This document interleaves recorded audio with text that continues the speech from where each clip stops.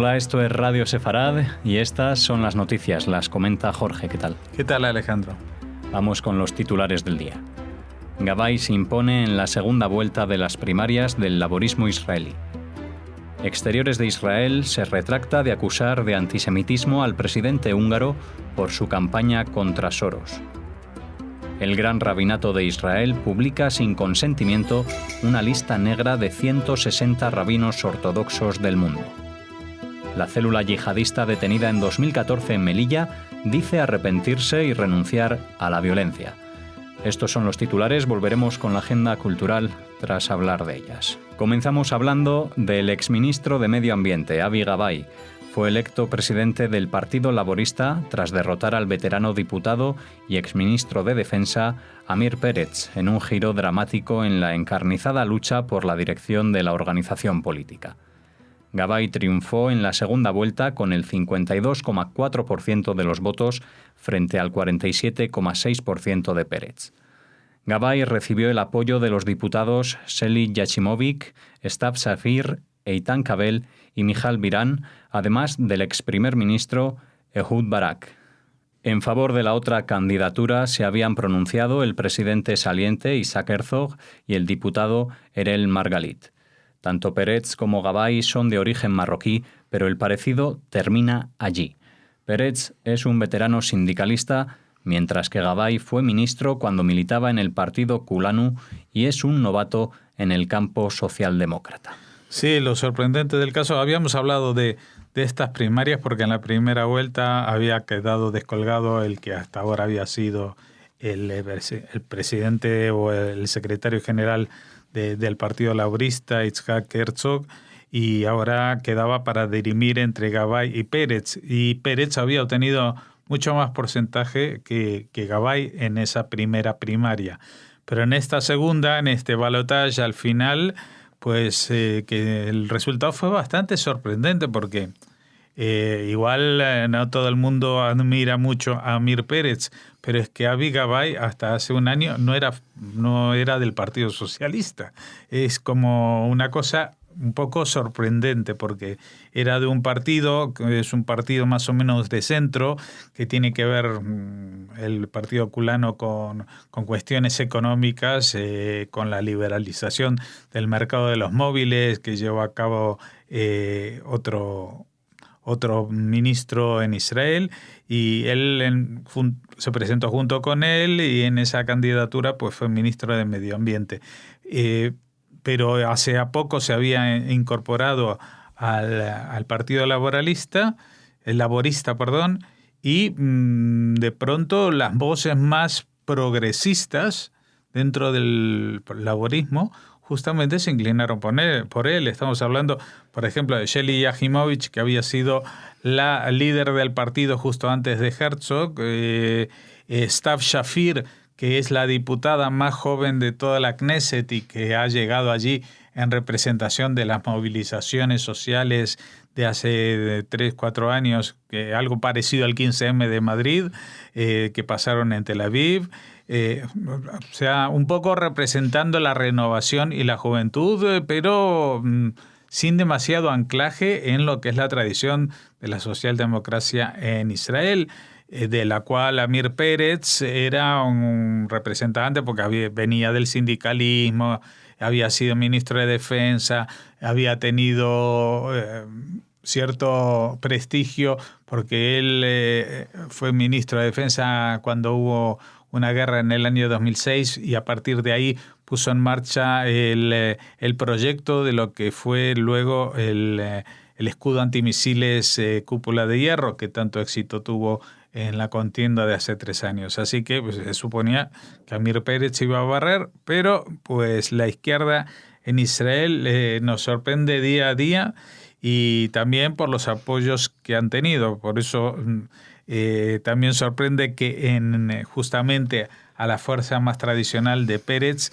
el apoyo le hubiera venido del ex primer ministro Ehud Barak, que se salió del Partido Laborista cuando estaba en el gobierno en coalición con Netanyahu, justamente para quedarse en coalición con él, y formó un nuevo partido. En Israel cada persona más o menos crea 2 o 3 partidos en el curso de su vida, con lo cual es muy difícil seguir el recorrido de cada uno, pero más o menos los dos bloques que existen prácticamente desde la creación del Estado son el Likud, que vendría a ser el centro derecha, y el laborismo, que es más o menos como el centro izquierda. El Ministerio de Exteriores israelí se retractó de un comunicado emitido un día antes por el embajador en Hungría que decía que el primer ministro de aquel país, Viktor Orbán, y su partido avivaban el antisemitismo por una campaña publicitaria contra el multimillonario judío norteamericano George Soros. Sin embargo, la nota aclara que de ninguna manera intentaba la declaración deslegitimar las críticas a George Soros, que socava continuamente los gobiernos democráticamente elegidos de Israel mediante la financiación de organizaciones que difaman al Estado judío y tratan de negar su derecho a defenderse. Netanyahu tiene previsto reunirse con Orbán en Budapest el 18 de julio próximo, en la que será la primera visita de un primer ministro israelí a Hungría en 30 años. Un día después de la reunión, Netanyahu y Orbán tienen previsto reunirse con los líderes de la República Checa, Eslovaquia y Polonia. La comunidad judía en Hungría, que suma más de 100.000 almas, está muy preocupada por dichos mensajes de la campaña electoral de Orbán, particularmente contra Soros. Sí, la verdad que es una situación un poco estrambótica. Soros es un multimillonario, es nacido en Hungría, pero residente en Estados Unidos, y encima es alguien que está financiando muchas veces acciones y proyectos que tienen que ver con la izquierda, a veces con la izquierda radical, siendo él un multimillonario de derecha, se podría decir, ¿no? Bueno, el tema es que no tiene nada que ver con otros multimillonarios norteamericanos. Él suele estar detrás de proyectos un poco oscuros en cuanto a quiénes son los que están al mando de ellos. Bueno, en este caso, pues Soros, aparte como húngaro de nacimiento y metido en este tipo de jaleos, pues estaba montando una campaña o financiando a la oposición al gobierno del partido que gobierna en Hungría y que se presenta a la reelección. El partido se llama Fidesz, es un partido de derecha, y el presidente es el presidente Viktor Orbán, que también es conocido por su rechazo a admitir más refugiados de la guerra de Siria, etcétera, etcétera, la entrada de refugiados en Hungría, todo esto. Bueno, por eso ha sido criticado. Ahora, en la campaña que se está preparando para la reelección o elecciones a presidente en Hungría, pues el partido Fidesz pues ha sacado una serie de pósters, de carteles en las calles diciendo que Soros está detrás de la financiación de los otros partidos, ¿no? La comunidad judía lo ha visto con preocupación, que se dibuje al enemigo número uno del país, alguien que es judío, pero lo que pasa es que aunque el ministro, hubo una declaración del Ministerio de Exteriores, del embajador, apoyando a esta sensación de la comunidad judía de Hungría, diciendo se está metiendo contra Soros porque es judío, pues ahora lo que Netanyahu ha venido a decir es no me importa que Soros es judío porque es alguien que está financiando a la oposición no solamente en Hungría, también contra el Likud, contra el partido de Netanyahu ha ido siempre y también ha tratado de demostrar que Israel es un país militarizado, que ocupa los territorios palestinos, etcétera, etcétera, con lo cual pues Netanyahu ha salido a decir que ellos no van el Ministerio de Exteriores israelí no va a criticar ninguna crítica hacia Soros en el extranjero, como en el caso de Hungría. Así que, bueno, es algo difícil de explicar y de entender, pero encima, pues Netanyahu va a estar de visita dentro de pocos días allí, y estos tipos de visitas en épocas que son tan cercanas a las elecciones implican también un cierto apoyo a la candidatura de Orbán para la reelección, aunque también se va a reunir con los dirigentes de otros países. El Gran Rabinato de Israel publicó una lista negra de 160 rabinos de todo el mundo, incluyendo muchos rabinos ortodoxos, cuyas decisiones sobre la cuestión de quién es judío no reconoce. Entre los nombres destacados en la nueva lista negra figuran el rabino Avi Weiss, un rabino ortodoxo abierto, el fundador de la Yeshiva, el seminario rabínico, Jovevei Torah en Nueva York, y el rabino Yehoshua Fass, cofundador y director ejecutivo de Nefesh Benefesh, la organización que maneja toda la inmigración a Israel desde Norteamérica. Tras su publicación, el gran rabino askenazí de Israel, David Lau, expresó su conmoción e indignación por el hecho de que dicha lista haya sido difundida sin su conocimiento o autorización. La lista negra, obtenida por una organización que ayuda a los inmigrantes impugnados por la burocracia religiosa de Israel, incluyen a todos aquellos rabinos cuyas cartas de certificación han sido rechazadas el año pasado. Un portavoz del Gran Rabinato expresó en respuesta que los nombres de la lista eran los de rabinos cuyas cartas habían sido rechazadas para fines de registro matrimonial. No significa necesariamente que el Gran Rabinato llegue a la misma conclusión cuando se trata de otros documentos emitidos por estos rabinos, aseveró. Bueno, en este caso era la lista de los rabinos cuyos certificados no fueron admitidos.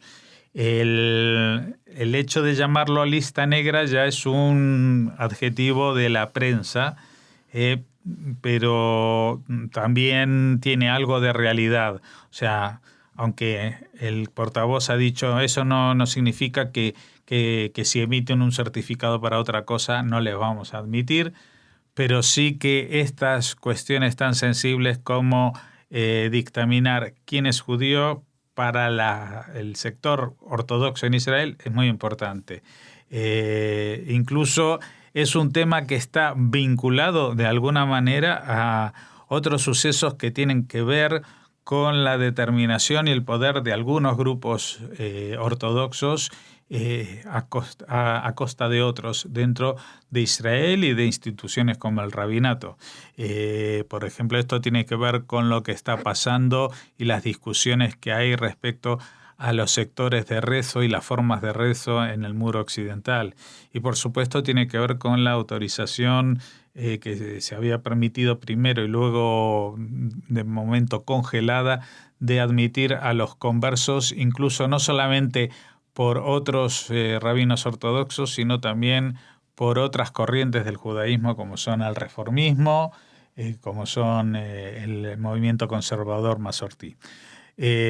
Todo esto es un lío bastante difícil de desentrañar, pero la conclusión es la siguiente. El mundo de los ortodoxos y ultraortodoxos no solamente se dedican a discutir cuestiones que tienen que ver con la interpretación de los textos sagrados, sino básicamente a discutir con cuestiones que tienen que ver con el poder para tomar decisiones que afectan a una población y por lo tanto es un poder que se traduce también en beneficios económicos y en la capacidad de influir políticamente en el curso de los acontecimientos y del gobierno.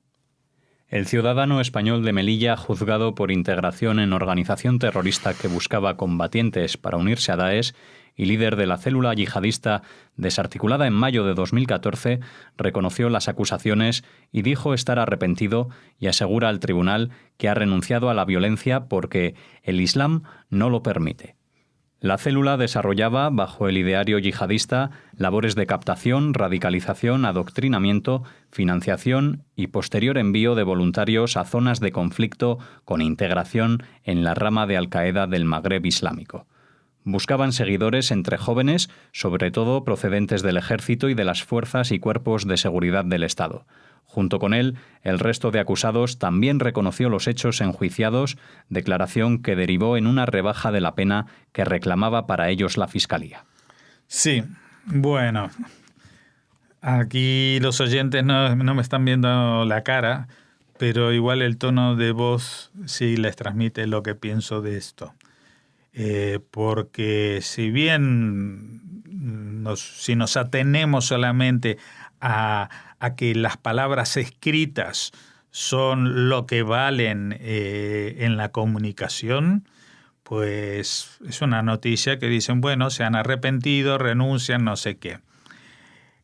Pero el tema es que el mismo yihadismo, la misma interpretación del Islam que les ha permitido hacer este tipo de labores terroristas, este mismo tipo de conducta y este mismo tipo de moral es la que permite a los musulmanes mentir para llevar a cabo los planes de la yihad.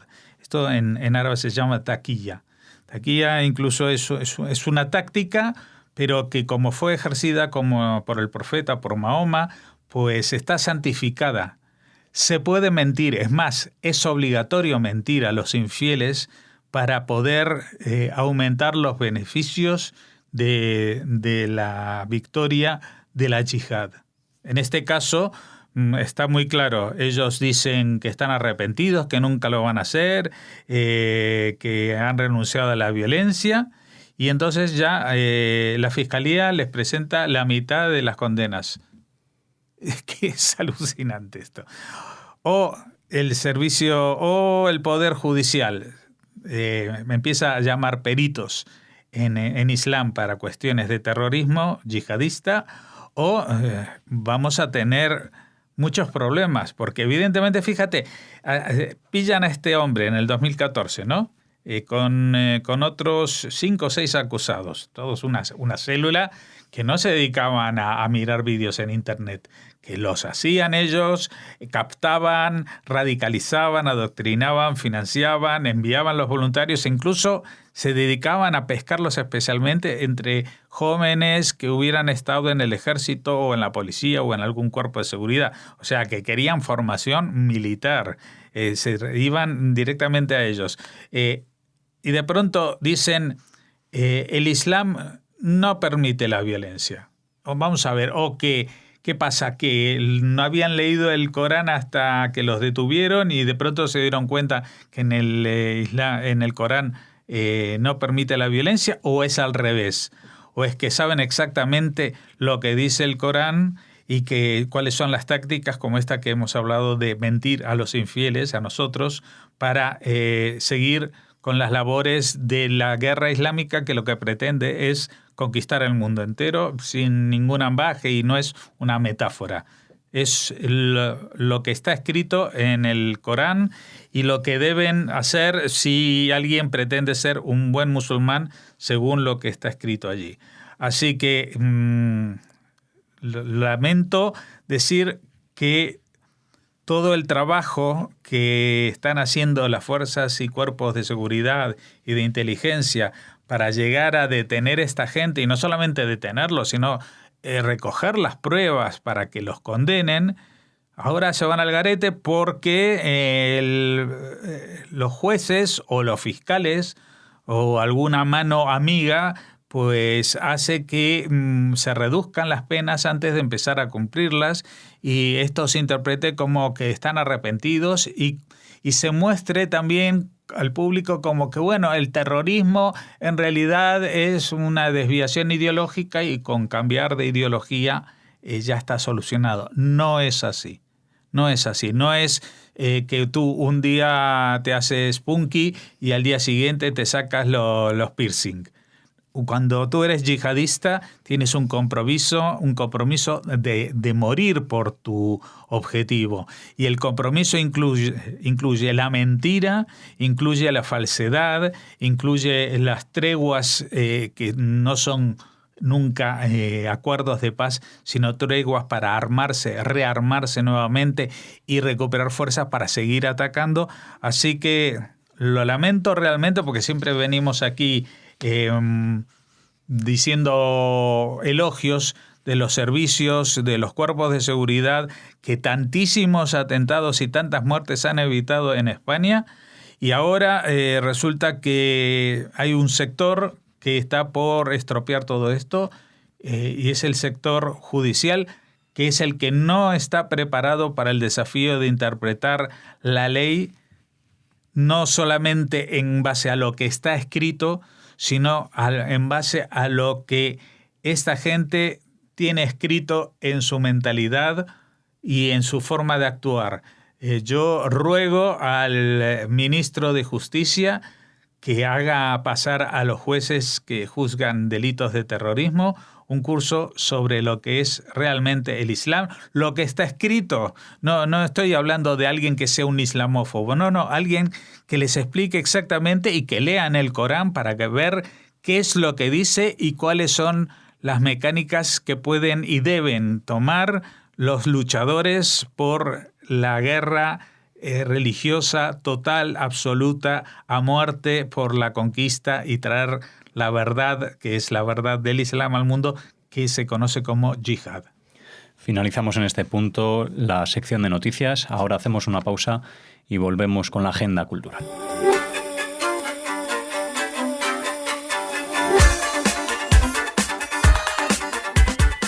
Regresamos ahora con la agenda cultural. ¿Qué tal, Raquel? Hola, Alex. Hola a todos los que nos escuchan. Pues para ofrecerles como cada día todo lo relativo a esta agenda.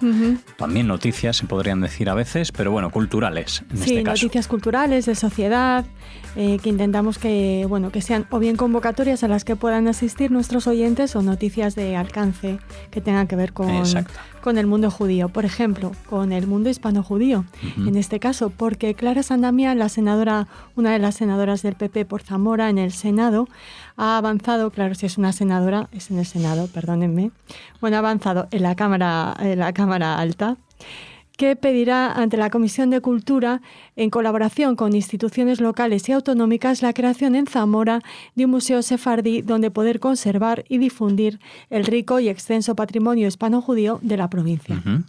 Una muy buena noticia en la que creemos que tendrá mucho que ver el Centro Campantón, nuestros amigos José Manuel Laureiro, Asun Barriuso y todos, el profesor Zambrina y todos los que año tras año dedican sus esfuerzos a este Congreso Internacional que se celebra en Zamora y que de alguna manera ha supuesto el principio del interés de las autoridades zamoranas por recuperar eso, el legado hispano-judío de la provincia.